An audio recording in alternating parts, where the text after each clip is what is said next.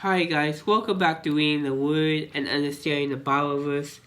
Today, in 2 Kings, I read chapter 3 and chapter 4, and what I find interesting is chapter 3, pretty much all of it. So, King Jordan, King Jehoshaphat, and King of Edom, these three kings went against the king of Moabites, because the Moabites said that they didn't want to serve the king of Israel anymore. So they got together to fight.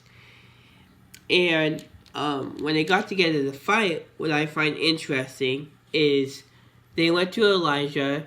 They were starving for water. And so Elijah came to him. They came to Elijah. And Elijah asked them, what do you need? So when Elijah saw King Jehoshaphat of Judah, he said, if he wasn't there, I wouldn't have even looked at the other two kings. So Elijah prayed to the Lord, asking, what do you want?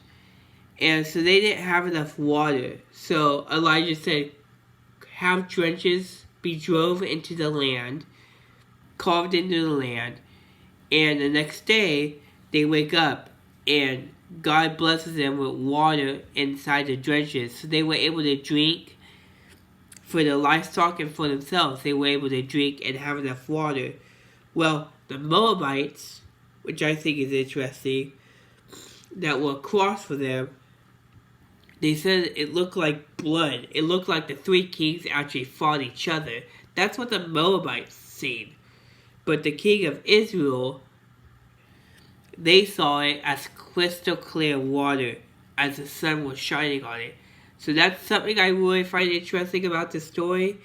But also what I find interesting about the story too is King Moabite lost the battle.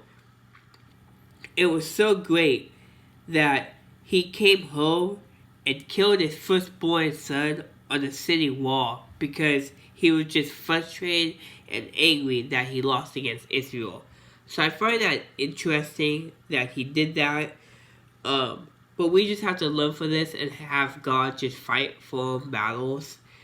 And even though why the other two kings were going against God and weren't worshiping God at all, but because they had King Jehoshaphat there of Judea, God answered their prayers and saved Israel.